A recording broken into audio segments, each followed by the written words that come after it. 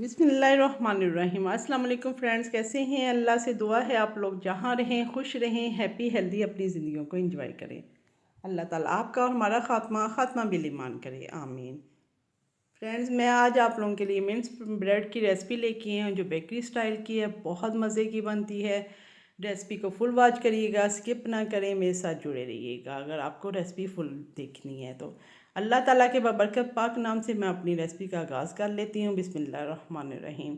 ये 4 कप मैंने मैदा लिया है, all purpose flower, 4 tablespoon dry milk powder कोई भी ब्रांड का डाल दें, 1 टीस्पून इका पाउडर या ब्रेड इम्प्रूवर कहते हैं या मीठा सोडा इसमें डाल दें।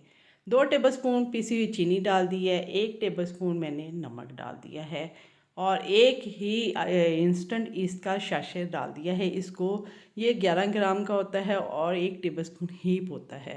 ये ड्राई चीज़ों को अच्छी तरह मिक्स कर लिया है। अब इसमें जो ऑयल है वो 4 टेबलस्पून मैं इसमें डाल रही हूँ। थोड़ा सा बचा लिया है, ये आगे जाके हमारे काम आएगा। एक अंडा डाल रही हूँ, ये रूम टेम्परेचर पे होना चाहिए। जिनको अंडे से इशू है, प्रॉब्लम बनता है, वो बेशक ना डालें, तब भी आपकी डो बहुत अच्छी बनेगी। और इसमें इस तरह का पानी होना चाहिए कि उंगली आप डिप करें तो आपकी उंगली जो है इसको बर्दाश्त कर ले। ये थोड़ा थोड़ा पानी में डाल के इसकी जो डो है वो मिक्स करती जा रही हूँ और इसको गूंद लेते हैं।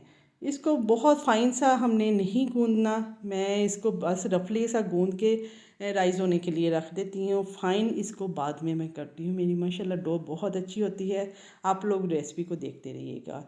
ये डो मैंने कर ली है, इसको मिक्स कर लिया है। अब ये जो ऑयल बचाया था इसको हाथ पे डाल के इसके ऊपर लगा देते हैं। इसका ये होता है कि जब ये डो राइस होती है तो पिपड़ी सी बन जाती है, ड्राई सी हो जाती है, ऑयल लगाने से नहीं होती।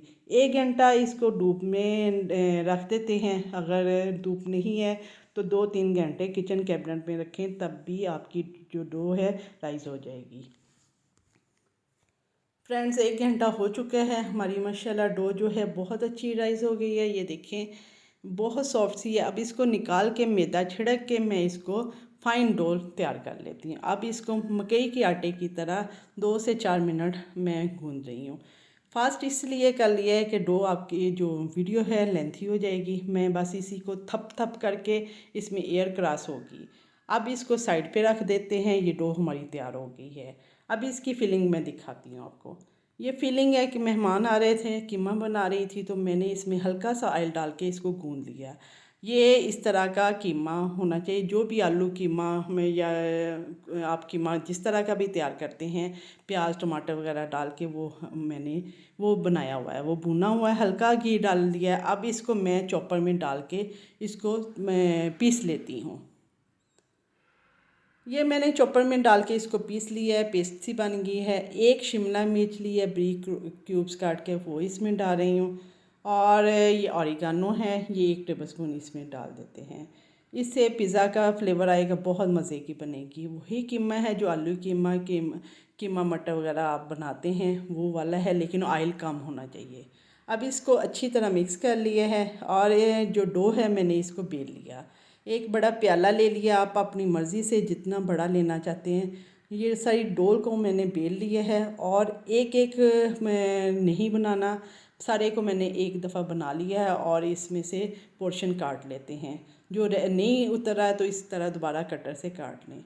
ये सारे मैंने टिक्कियाँ सी निकाल ली हैं। अब इसको 2 हिस्सों में मज़ीद करना है। जब एक एक करेंगे काफ़ी टाइम ज़ाया होता है।